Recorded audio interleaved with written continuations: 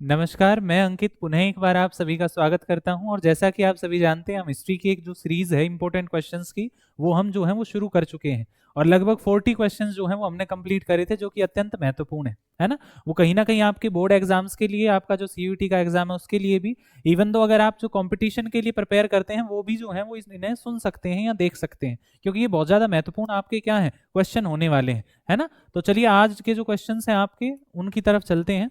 Last हम 40 questions जो हैं वो आपके कंप्लीट कर चुके थे, राइट। तो हमारे जो नेक्स्ट क्वेश्चंस हैं हम जरा उन्हें देखेंगे। ये लास्ट क्वेश्चन था आपका जिसके डिस्कस हमने कर लिया था। तो आज का जो पहला क्वेश्चन है वो हम देखते हैं। और ये बात जो है वो मैं आपको लास्ट क्लास में बता चुका हूं कि अशोक के द्वारा धम्म का प्रचार करने के लिए कुछ क्या कहते हैं, एक तरीके से एक पद बनाया गया था, जिसका काम क्या था, धम्म का प्रचार प्रसार करना था। और उसी को क्या कहा जाता था, धम्म महामात्र कहा जाता था। तो इसी के ऊपर प्रश्न पूछा गया कि भाई धम्म महामात्र जो है आपके, वो किस लिए बनाए गए थे। तो आप ऑप्शन देखेंगे तो इसका क्या था, कर संग्रह के लिए अशोक द्वारा नियुक्त करे गए। भाई कर यानी कि टैक्स कलेक्ट करने के लिए, तो ऐसा तो कुछ नहीं है ना। टैक्स तो इनको कलेक्ट करना ही नहीं था। राज्य में कानून और व्यवस्था को बनाए रखने के लिए, नहीं, बिल्कुल भी ये भी गलत है आपका। धम्म का संदेश फैलाने के लिए अशोक द्वारा नियुक्त करे गए, ये बिल्कुल सही है। ये वो विशेष अधिकारी थे जिनके द्वारा धम्म का क्या करा जाएगा, प्रचार प्रसार। और आपका चौथा क्या है, धम्म के प्रसार को रोकने के लिए, तो ऐसा कुछ भी नहीं है भाई, है ना। प्रसार को नहीं रोकना था, बल्कि अशोक तो एक तरीके से मैं कहूं बौद्ध धर्म को इतना ज्यादा प्रचार प्रसार में लग गया था कि उसने अपने पुत्र और पुत्री को, महेंद्र और संघमित्रा जो थे, उन्हें भी कहां भेज दिया था, श्रीलंका भेज दिया था, है ना। तो ऐसी व्यवस्था थी अशोक की। तो चलिए नेक्स्ट क्वेश्चन देखिए आपने देखे हड़प्पा से जो है वो कई सारे प्रश्न है, और ज्यादातर आपके स्थलों से संबंधित प्रश्न है। तो आपको जो है वो इन्हें ध्यान से समझना है। क्वेश्चन है, निम्न में से कौन हड़प्पा सभ्यता के पतन का कारण था। यानी कि कारण पूछा है, किस कारणवश हड़प्पा सभ्यता समाप्त हो गई। अब यहां में थोड़ा सा समय लेंगे, देखो समझेंगे इस चीज को। हड़प्पा सभ्यता जो है, आप जानते हैं वास्तविकता में हमें वर्तमान समय तक ये पता ही नहीं है कि इस सभ्यता का अंत हुआ कैसे था। तो बात आती है कि भाई अब जो कुछ मतलब एक तरीके से अंदाजे लगाए गए लोगों के द्वारा, यहाँ जो इतिहासकार थे उन्होंने सोचा कि भाई संभव है कि भाई जैसे नदियां बहुत सारी हैं, यहाँ पर आपकी 5 नदियां प्रमुख रूप से बहती हैं, या उनका नदियों के क्षेत्रों में ये आता है, तो ये अंदाजा लगाएगा, क्या पता भाई ये क्या हुआ हो, आपका बाढ़ के कारण आपकी ये सभ्यता नष्ट हो गई हो। कुछ का मानना था कि आर्यों ने आक्रमण कर दिया, जो मैक्स मिलर ने सिद्धांत दिया था कि भाई आर्यों जो मध्य एशिया से आए थे, उन्होंने आक्रमण करा और इनको मार दिया, है ना। कोई कहता है कि महामारी फैली थी, है ना, उसकी वजह से ये समाप्त हो गए। कुछ ने कहा कि ये प्रवास कर गए। तो अलग अलग जो है वो यहाँ पर क्या करा जाता है, आपके कारण दिए जाते हैं। तो यहाँ पर हमें एक्यूरेट तो पता नहीं है, अब इसमें देखते हैं। तो जलवायु परिवर्तन का कारण देते हैं, बाढ़ का देते हैं, वनों की कटाई, और ये सभी। तो ये इसका जो उत्तर है आपका क्या हो जाएगा, ये सभी हो जाएगा, क्योंकि भाई हमें करेक्टली तो पता ही नहीं है, तो हम तो जो है वो इसके अनुसार ही जाएंगे। चलिए नेक्स्ट क्वेश्चन है, इनमें से किसकी पूजा हड़प्पा वासी नहीं करते थे। महत्वपूर्ण प्रश्न है और ध्यान से समझना है। आप जानते हैं हड़प्पा के लोग जो हैं वो 3 आपकी चीजों की पूजा करा करते थे। उन 3 में कौन कौन आते हैं आपके, प्रकृति आती है, पशुपतिनाथ जिनको आद्य शिव के बारे में मैंने आपको बता ही दिया था, जो आद्य शिव की जिन्हें कहा जाता है, या प्रोटो शिवा जिन्हें कहते हैं, भगवान शिव का एक स्वरूप है, उनका उल्लेख मिलता है। साथ में जो देवी थी, देवी कौन सी, मातृदेवी। मातृदेवी जो है यहाँ की स्थानीय देवी थी, है ना। जैसे हर एक स्थान विशेष की जो है वो एक देवी होती है, तो वैसे ही जो है मातृदेवी भी क्या थी, आपकी यहाँ की स्थानीय देवी थी। तो इन तीनों की तो पूजा होती है। लेकिन इंद्र का जो उल्लेख है, सर्वप्रथम इंद्र का उल्लेख जो है वो कब मिलता है, हमें ऋग्वेद में मिलता है। और ऋग्वेद जो है वो आपका जानते हो आर्यों के द्वारा रचित है, और आर्यों का जो हम समय पढ़ते हैं वो कहीं ना कहीं हड़प्पा सभ्यता के बाद आता है। तो हड़प्पा के समय पर जो है वो इंद्र की पूजा नहीं होती थी, ये बात आपको ध्यान रखनी। और इंद्र को ध्यान रखना है कि इसको क्या कहा जाता है, युद्धों का देवता कहा जाता है, ये बात भी आपको याद रखनी है। चलिए नेक्स्ट क्वेश्चन, आप जानते ही हैं किताबुल हिंद किसने लिखी है। तो आप जानते हैं किताबुल हिंद की रचना अल बिरूनी के द्वारा जो है वो करी गई थी, या जिसको हम तहकीक हिंद भी कहते हैं। यानी कि 2 नाम है इस पुस्तक के, ये दोनों नाम आपको क्या करने, याद रखने। चलिए नेक्स्ट है आपका, किस पुर्तगाली लेखक ने दक्षिण भारत में व्यापार और समाज का विस्तृत विवरण दिया है।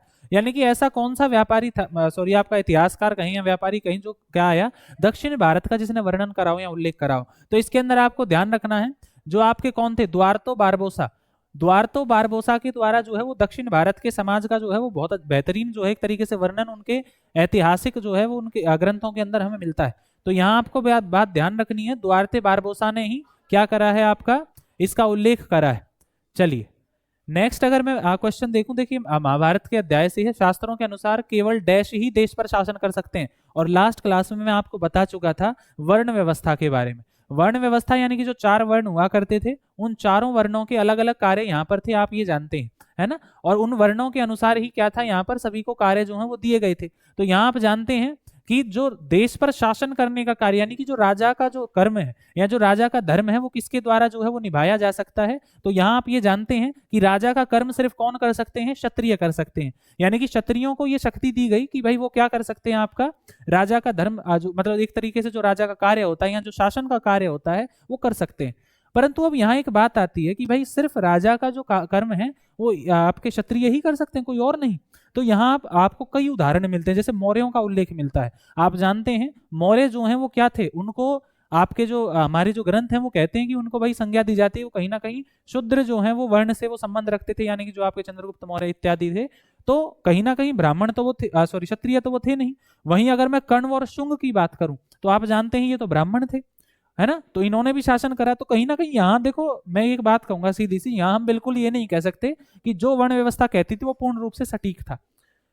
कई जगह तो आप जानते हो कि जो ब्राह्मण थे उन्होंने ही वर्ण व्यवस्था का एक तरीके से वो करा था। आप जानते हो गौतमी पुत्र श्री सातकर्णी के बारे में आप जानते हो, एक प्रसिद्ध कुषाण शासक हुए, उन्होंने खुद कई बातों का खंडन जो है वो इसका करा था। तो यहाँ पर वैसे तो ये कर्म किसका था, शासन का, क्षत्रिय का था। पर ये ध्यान रखनी है कि हमेशा जो है वो आपके क्षत्रिय ही क्या नहीं रहेंगे, शासन में नहीं रहेंगे, ये बात आपको याद रखनी है। चलिए नेक्स्ट जो है वो हम देखेंगे अगर चीजों को। तो नेक्स्ट हमारा क्वेश्चन है अगला, कांग्रेस मंत्रिमंडलों ने इस्तीफा जो है वो कब दिया था। तो कांग्रेस मंत्रिमंडल, आप जानते हो 1935 के अंदर भारत शासन अधिनियम आया। 1935 के अंदर जो भारत शासन अधिनियम था उसके तहत भारत के अंदर 1937 के अंदर जो है वो इलेक्शन करवाए जाते हैं। और ठीक 2 साल बाद जब सेकंड वर्ल्ड वॉर शुरू होता है 1939 के अंदर, आप जानते हो 1 सितंबर 1939 को आपका जो है क्या शुरू हो जाता है, सेकंड वर्ल्ड वॉर शुरू होता है। और उस वर्ल्ड वॉर के अंदर भारत को जो है वो ब्रिटेन क्या कर देता है, ये घोषित कर देता है कि भारत जो है वो हमारी तरफ से इस युद्ध में लड़ेगा। और ये बात जब कांग्रेस के मंत्रियों को पता चलती है तो वो क्या करते हैं, मंत्रिमंडल से इस्तीफा दे देते हैं। तो यहाँ आप ध्यान रखेंगे 1939 में कांग्रेस मंत्रिमंडल ने जो है वो इस्तीफा दे दिया था, ये बात आप याद रखेंगे।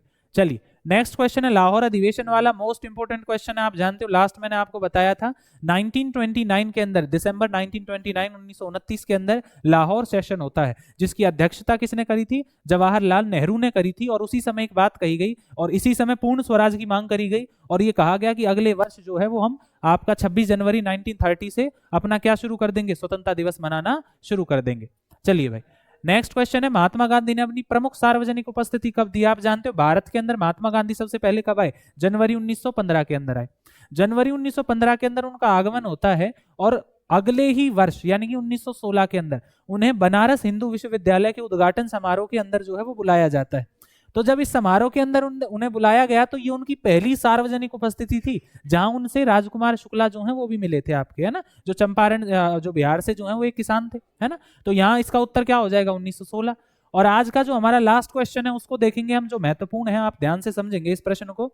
तो प्रश्न है, कौन से विषय हैं जिन पर यात्रियों ने अपने वृत्तांत जो है वो संकलित करे हैं, यानी किन किन टॉपिक्स पर जो है वो इतिहासकारों के द्वारा आपकी बुक्स या मैं जो कहूँ लिटरेचर है वो लिखा गया है। तो यहाँ आप समझेंगे ये जितने भी पॉइंट है भाई, जो आपके अफेयर्स ऑफ द कोर्ट होते थे, रिलीजियस इश्यू हैं, आर्किटेक्ट हैं या फिर ऑल ऑफ द अबव, तो ये जितने भी आपके बिंदु हैं इन सभी पर क्या होता था, इतिहासकार अपनी रचनाएं करते थे, है ना।